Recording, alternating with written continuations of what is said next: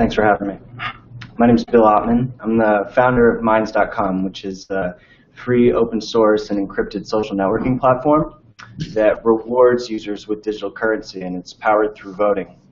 So we're actually going to be using some of our tools to help Boston Global Forum pick some of the choices for Global Cybersecurity Day.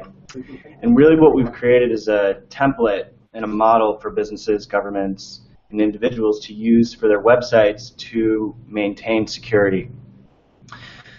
So a lot of people don't even really understand that free and open source software, encryption, security, and access to information are problems that they even have. Sort of this, we use these devices, pretty much everyone has a website, but no one's really thinking about encryption or whether or not their website is proprietary or open source. I'm going to explain a little bit about why that matters.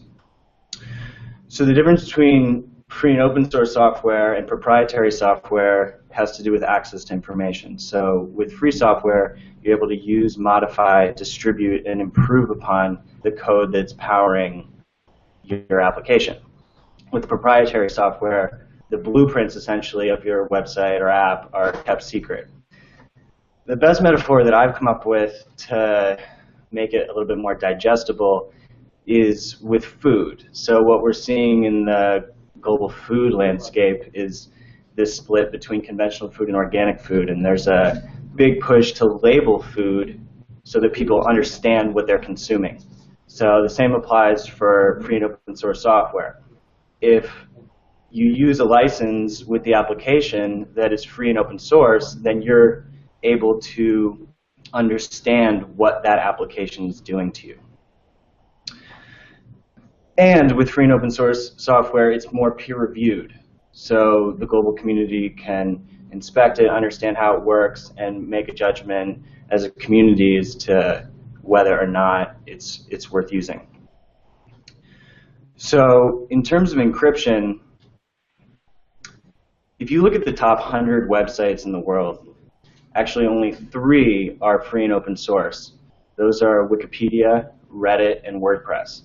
Otherwise, it's all proprietary, and actually of the top 100 sites, almost none are encrypted fully. So, we understand with the surveillance situation that emails, messages, it's all being surveilled in bulk.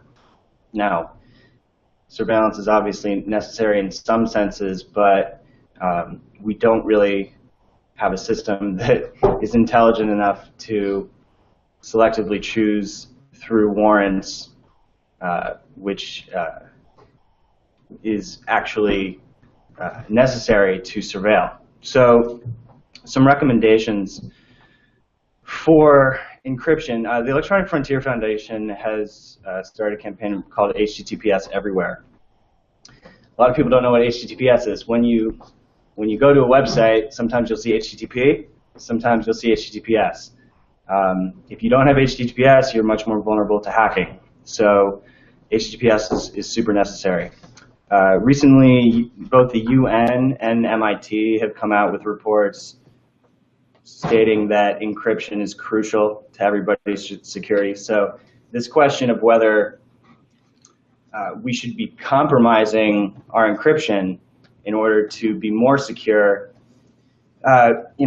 based on the reports of the UN and MIT, those are flawed ideas. Basically, encryption makes everyone safer, whether it's governments, individuals, or corporations. There's a great chilling effect that happens with freedom of speech when people can't trust that or know whether they're being surveilled or not. So when we make encryption universal, people are much more liberated to exercise their freedom of speech. So there's a little bit of a paradox between transparency and security, but actually they're very synergistic. So when you share the code, the global community is able to inspect it and make it more secure. There's sort of a misperception that if you keep things secret, you'll be more secure, but actually you earn all sorts of respect worldwide when you share information. So just a few solutions.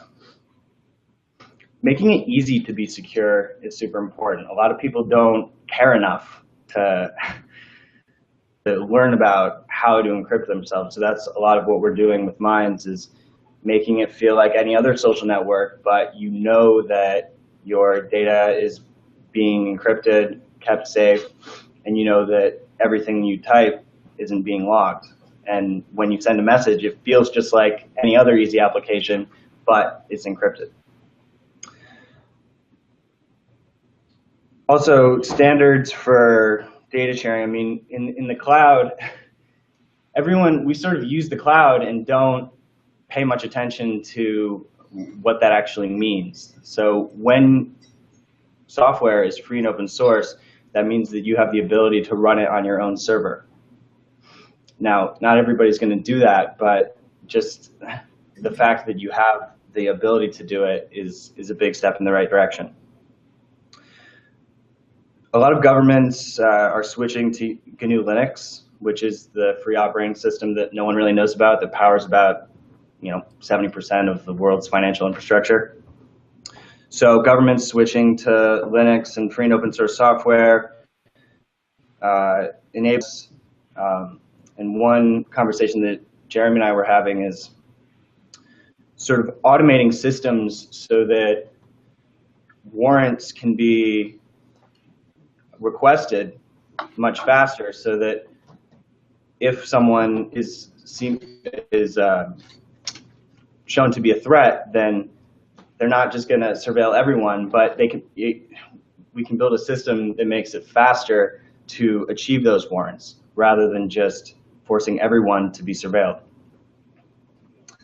And yeah, it's just it's a tough problem. It's very complicated. It's technical, and we need to educate the policymakers. But now we're building up a pretty serious supply of reports that make it clear that encryption is important, that free and open source software is important.